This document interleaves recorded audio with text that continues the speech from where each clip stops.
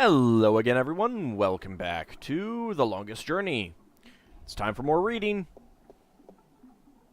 Oh, goodness, it's you again. Oh, you gave me such a fright. I haven't left yet. Jeez. Could I see some more books? Could I see some more books? Oh, certainly. What a silly question. Let's see. I'd like to read some Arcadian folktales. I'd like to read some Arcadian folktales. A favored topic of mine. I have just what you're looking for. Really? How do you know exactly what I'm looking for? How much you want to bet this is going to be spot on for me? I mean, there's got to be lots and lots of folktales.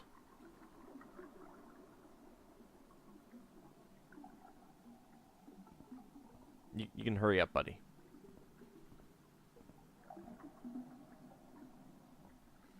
I did find something of interest. I'll leave it here for you to read. Thank you.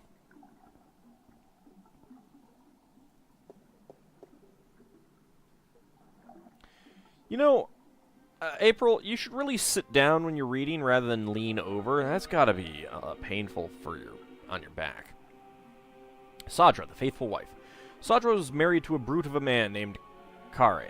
He was a bully who drank, cursed, gambled, and beat up his wife when he'd lost coins at the cups table.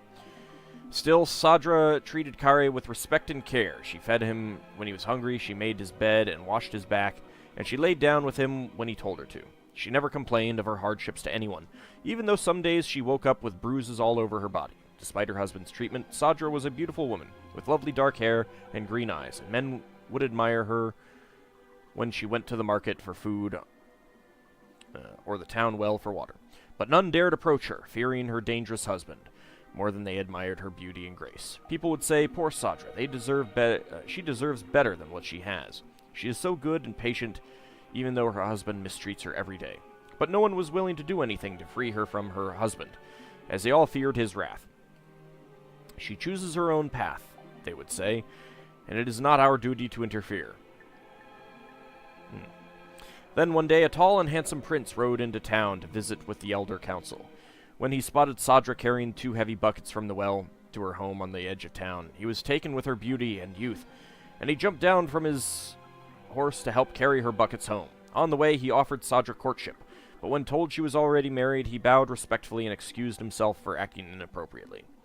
That night, Sadra's husband heard about the prince helping his wife, and after striking her down for letting royalty interfere with her duties, he strode drunkenly, for he had already had his usual fill of dark ale, towards the tavern where the prince and his cohorts were staying. When Kare arrived at the tavern, the prince was eating dinner, and when told Sadra's husband was there to see him, the prince stood and waved to the man closer. "I must congratulate you on your good taste in marriage," said the prince, "for your wife is the most beautiful and good-hearted woman I have ever met." And then he offered Kare a seat and a tall mug of ale. But the angry husband did not appreciate the prince's advances, and he drew a sword and lunged at the prince before his guards could react. The prince was quick and lucky to avoid certain death, and before Kare could make a second strike, the prince had recovered his sword from where it stood by the wall and stood ready to fight the brute. "Leave him be," called the prince when his guards drew arms and ran to protect their liege. "This is between him and me." Smiling briefly, he nodded his head to Kare and stood to attention. Obviously, his skill with the sword was formidable. Kare, a coward at heart, knew that if he fought fairly, he would surely die, and he sheathed his sword, but loosened the knife he had tucked up his long sleeve. "My pardon, Prince," said Kare. "My love for my wife is such that I am blinded by jealousy. I offer you friendship and apologies." He extended an open hand to the prince, and smiled a broad lizard smile. The prince, unaware of Kare's mistreatment of his faithful wife, smiled back and put down his sword and extended his own hand. "Your apology is accepted, sir." Then suddenly Kare's knife was in his hand and moving in a blur towards the prince's exposed throat. Is this really a folktale? Had it not been for the quick eye of a nearby guard, who, with the broad side of his sword, struck Kare on the side of his head, the prince would have been dead. The knife carved a deep scar in the prince's shoulder, but did no serious harm. Kare was taken away to the town prison to be judged. When the sun rose, his crime was surely punishable by death, especially if Sadra would testify to his cruelty in front of the judge. Free of Kare's tyranny, the townspeople now spoke of Sadra's suffering by her husband's hand, but Sadra would not herself even now speak against her husband. And instead of being sentenced to death, Kari was sent away to work the king's mines for 25 years. Taken with her faithfulness, the prince yet again offered Sadra courtship, but again Sadra declined, for she was still a married woman. Then 1 year later, Kari attempted to escape the king's mines by killing 2 guards and climbing the walls, but he was shot down with an arrow and died in agony and disgrace. Again, the prince visited Sadra's town, bringing condolences and a renewed offer of courtship, and this time Sadra agreed. Months later, the prince and Sadra were married in a glorious ceremony. When the old king died, the prince became regent and Sadra his queen. Shouldn't the prince become king? She was as good a queen as the land had ever seen, and she was loved dearly until the day she died. And her funeral was the grandest and most tearful in memory.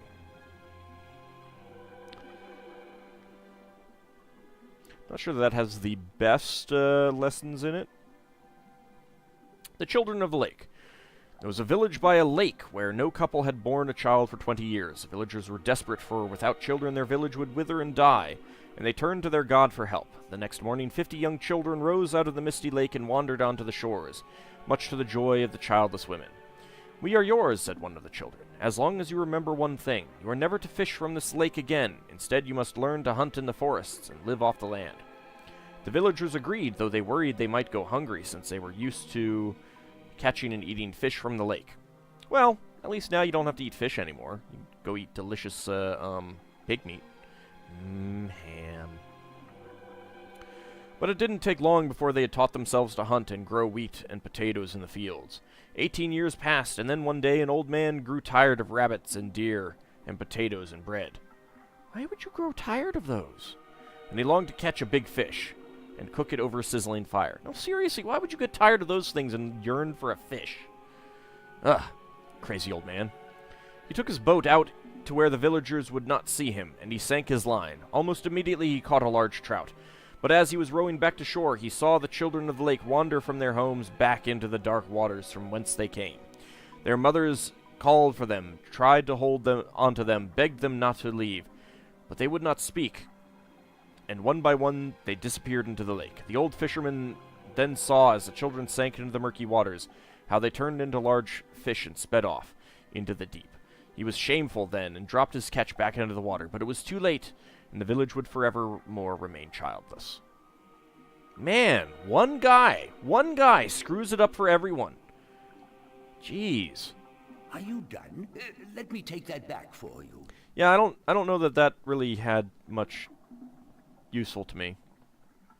I take back what I said earlier about how it would be perfectly useful. Also, you're again... Is this like the shelf of things that need to be reshelved later or something?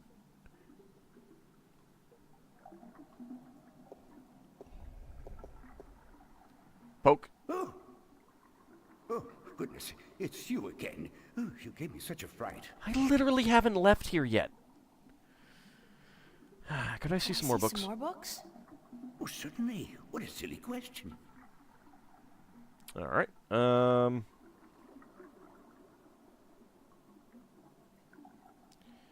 looking for some information, but I'm not sure which book to ask for. I'm looking for some information, but I'm not sure which book to ask for. No matter. I know a great deal about most of the books in here. What topic intrigues you? What's going to happen when you die? Are there any books about flying people who observe and tell stories? Are there any books about flying people who observe and tell stories? Winged storytellers, hmm? Let me see what I can find. Hold on. And so we wait. Hey, at least you didn't have to go to that far of a shelf.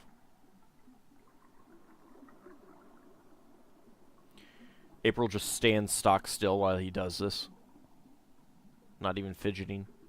I did find something of interest. I'll leave it here for you to read. Well, thank you.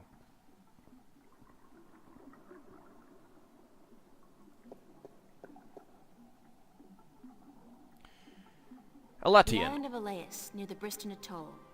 Maybe I should try to go there. Yeah, maybe. A crafty winged people who have recently dwindled in numbers and whose ability to fly long distances has been steadily diminishing over the past few centuries.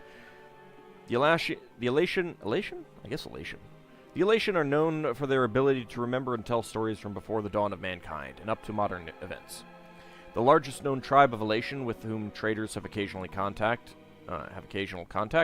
resides on the otherwise uninhabited island of Alace in the Briston Atoll. In the Briston Atoll?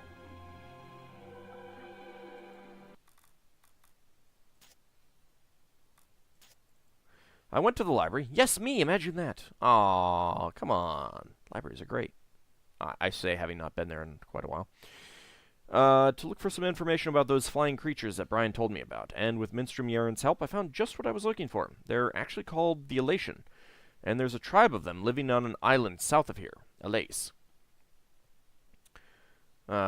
Which is such good news considering how much I love water, and that was my sarcastic voice, by the way. Now, who do I know with a ship? No one. Absolutely no one. We've never met anyone like that. Are you done? Let me take that back for you. I am done, actually, yes. You can indeed take it back. Take it back!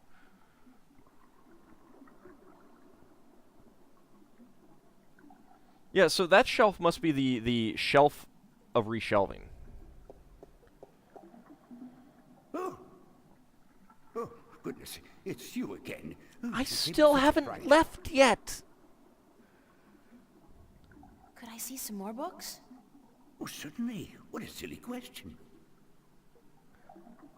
I'm Okay. looking for some information, but I'm not sure which book to ask for. What's No next on the matter. agenda? I know a great deal about most of the books in here. What topic intrigues you? I need to find out which four magical people of Arcadia were given a piece of the stone disc that serves as a key to the Guardian's realm. I need to find out which four magical people of Arcadia were given a piece of the stone disc that serves as the key to the Guardian's realm. Well, that's not suspicious at Stone all. Disc of the balance, yes? Yes. There could possibly be something on that in... let me check. Just one moment. Well, at least you didn't say it 1 second, or I would totally have gone. One. You're not back yet.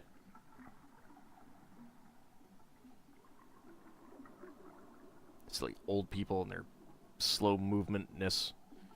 Still, the water here. This is like a horrible place to have a library.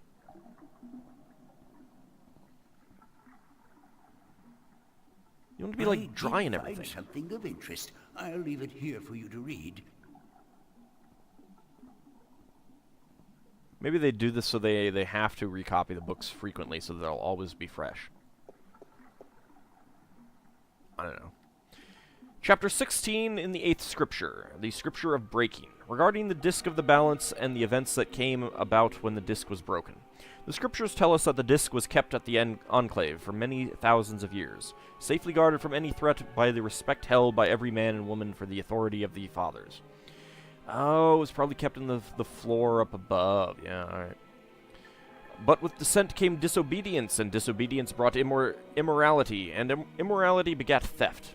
Tyran soldiers, aided by sentinel traders, attempted to make away with the disc, but were thwarted by the Wight of the Kin herself intervening, although forbidden to do so on behalf of the Fathers.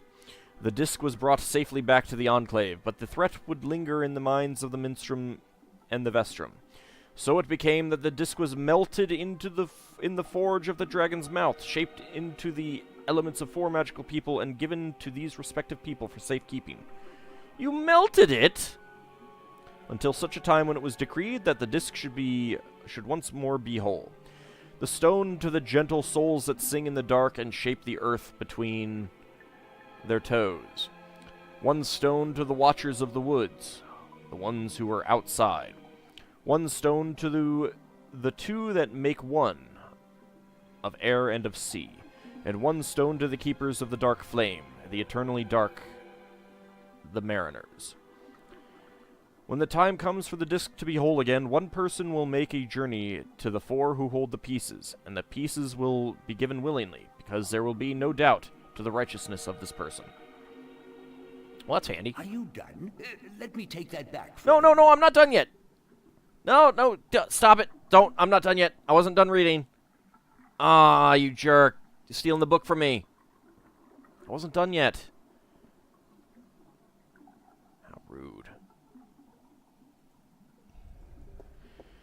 Alright, let's see what other books you've got. Oh, goodness, it's you again. Oh, you gave me such a fright. I give you such a fright every time. One of these days you're going to have a heart attack. Oh, certainly. It's not going to be my fault, because I haven't left yet. I'm looking for some information, but I'm not sure which book to ask for. No matter. I know a great deal about most of the books in here. What topic intrigues you? You know, I'm not sure that we've ever heard about the, other dragon. We've heard about the white dragon, but I don't know what the other one is. I forget, but thanks anyway. I'd like to learn more about dragons, about the Dragon King. I'd like to learn more about dragons, about the Dragon. Oh, yes, yes. We have some wonderful books on that topic. Stay here. I always stay here, sir.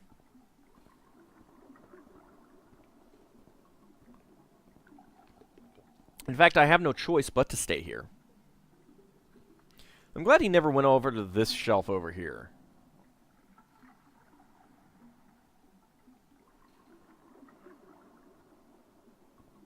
Come on, old man.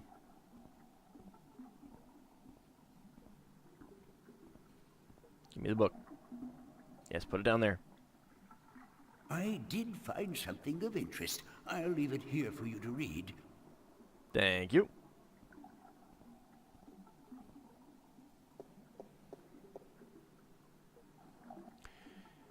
Secrets of the Drake King by Minstrom Eliak. Forward. The Drake King are known by many names throughout the Twin Worlds. In all tongue, they are often referred to as Drake King. In some variations of Low Tongue, Drekin.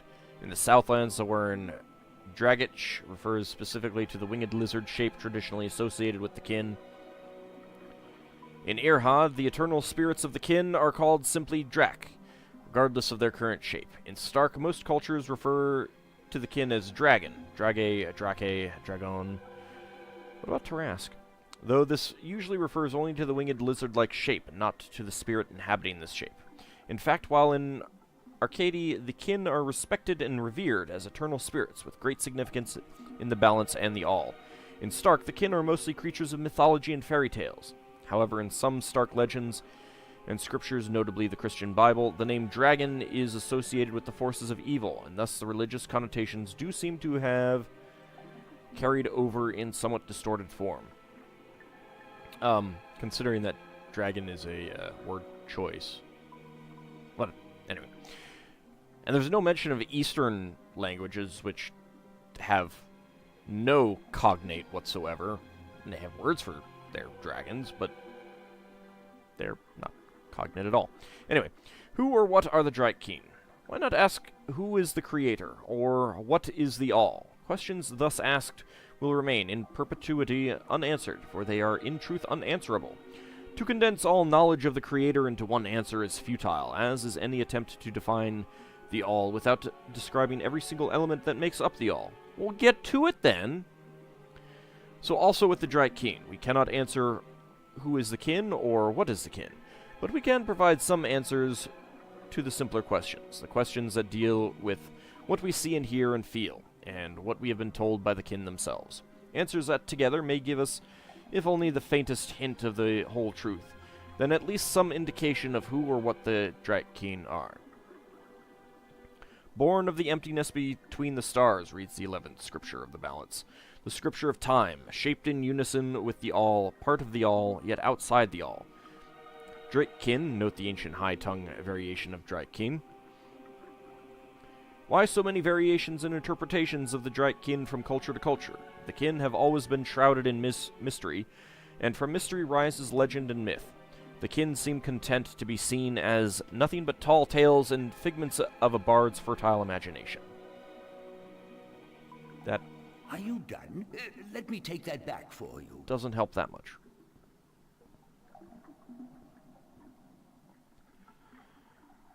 Let's see. Yeah,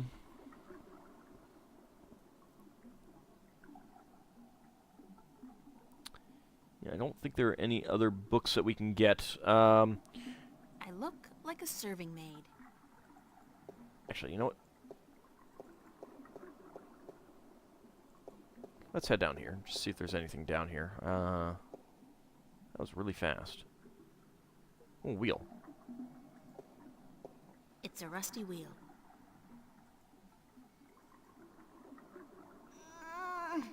It's stuck.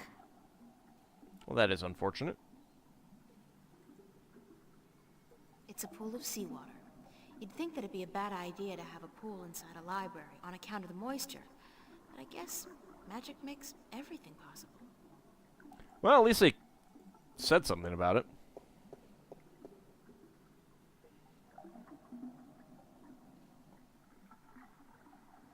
I have no Water's idea what pretty you're cold. doing there. Just sticking your hand in, I guess. Alright. Well, we'll probably need to do something with that wheel at some point, but... yeah, we do know someone who has a boat. Maybe he will sail us where we want to go.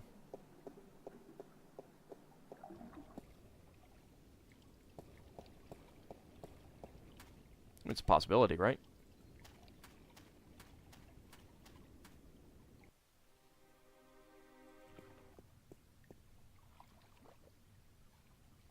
I can't look at the little creature. Alright, but we will talk to Captain Nebeve in the next episode. See you then, everyone.